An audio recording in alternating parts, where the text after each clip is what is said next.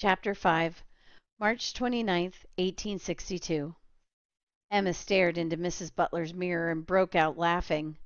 Looking out at her was a total stranger, a small, gawky, brown-skinned man with a crown of woolly black hair.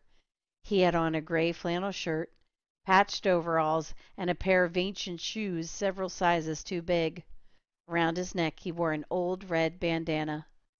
Hands on her hips, Mrs. Butler regarded her friend critically. "I declare, Em, you look more like a darky than any I've seen in these parts." Emma studied her image anxiously. "I pray the rebels think so, Mrs. Butler." She leaned forward and examined her skin. "I tried different kinds of colorings like iodine and tobacco juice, but the best was silver nitrate. I found some in the hospital and made a solution of it in water." She held up a worn canvas sack. "I'm taking some with me in a little bottle, in case I start to fade."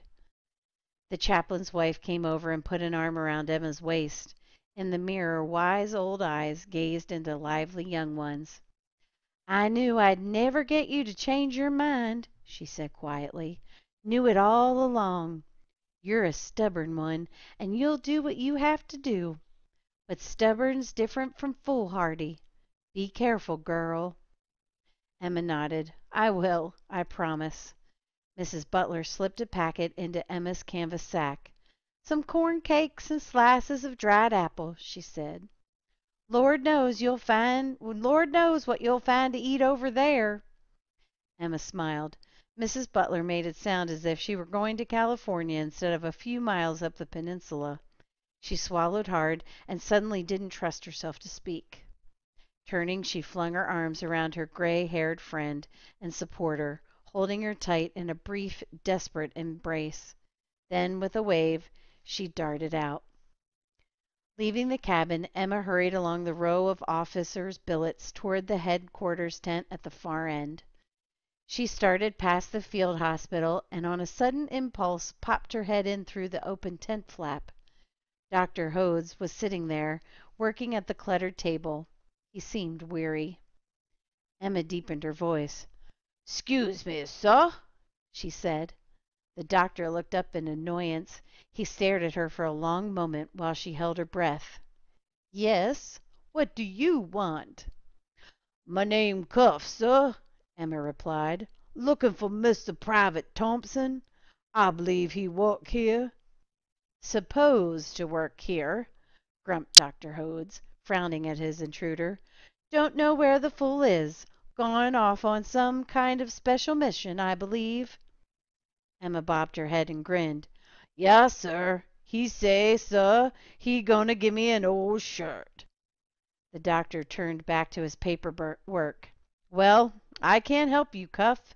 You'd better go along, and if you see Frank Thompson, tell him to get back here where he's needed." "Yes, sir, doctor. See him, I'll tell him." Emma ducked out of the tent and hurried on, suppressing a big grin. For weeks now she'd been with Dr. Hodes, working at his side every single day. If he couldn't see through her disguise, maybe it would work after all. Headquarters was the usual scene of bustle and activity, with aides and messengers hurrying to and fro. The adjutant, pacing to one side, was waiting for her. Emma stepped up and saluted, and he gaped in surprise. "Thompson? By God, that's quite a rig you've dreamed up." He shook his head admiringly. "I'll wager you'd fool old Jeff Davis himself." The officer pulled out a fat brass watch and popped open the cover. "Time to get started. My orders are to take you through our pickets. After that, you'll be on your own." Together they cut east through the sprawling encampment, and Private Thompson had to step lively to keep up with the adjunct's brisk strides. Darkness was beginning to settle over the tents, and cook fires were being lit. Overhead, the first faint stars of evening winked on. In silence, they made their way through the Company K bivouac area, past a battery of menacing siege guns. They circled behind the cavalry stables, where she could hear the stamping of horses. Somewhere a trooper began playing a sad song on a harmonica. Emma knew the words well. "Farewell, mother, you may never Press me to your heart again. But oh, you'll not forget me, mother, if I am numbered with the slain. 10 more minutes of walking brought them to the outer edge of the Union position, with the York River on its flank. A sentinel, hardly more than a boy, raised his rifle and barred their way. "Stand easy," the adjutant said. "We're passing this man through the lines. Orders of General McClellan." The sentinel recognized the officer, saluted, and continued on his rounds. Emma and her escort found a low ridge and scrambled to the top. The adjutant turned and patted her shoulder. "From here you're on your own, Thompson," he said in a whisper. "I wish you good luck." Then he melted into the night. Emma drew a long breath, suddenly feeling lonely and vulnerable. She bent down and shoved some slips of paper and a stub of pencil into her shoe. She'd need them to jot down the information the general wanted. Her hands and face were beginning to itch, probably due to the nitrate solution, but there was nothing she could do about it now. Crouching on the ridge, she stared across the valley toward the enemy lines.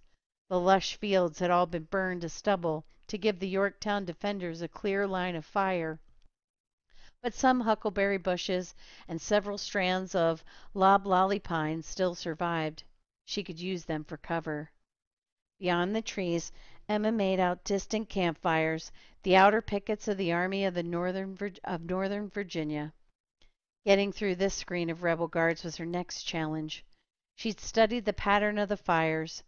They glowed and beckoned, sending a welcome and a warning. The melancholy song crept into her thoughts again. "Just before the battle, mother, I am thinking most of you, while upon the field we're waiting, with the enemy in view." The enemy was certainly in view, waiting just across the valley, and for the first time since she'd enlisted, Emma felt a creeping fear. Up till now, she hardly had time to fret or even think. She'd been too busy fantasizing and play acting. Now it was different. Now her survival was at stake. Mrs. Butler's words came back to her. Lord, what was she doing here in this crazy disguise? Why had she given up her safe, comfortable spot at the hospital with Dr. Hodes to flirt with danger? Bother. She knew perfectly well what she was doing and why. Hadn't she ached to avenge James' death? To support Lincoln and the cause, body and soul? To be a participant in history, not just a bystander? The imp voice was always there, prodding and urging her on. She could no more ignore it than she could stop herself from breathing.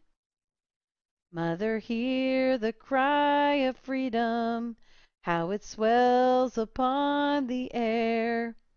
Yes, we'll rally round the standard, or we'll perish bravely there." Off to the left came a crackle of sniper fire. The sudden noise startled her, snapping her back to reality. Enough morbid thoughts. She'd act now and worry about it later. A half moon crept over the horizon, giving her just enough dim light to help her. Narrowing her eyes, Cuff planned his route across the dangerous open zone. Then he whispered a quick prayer, scrambled down the ridge, and started across the valley.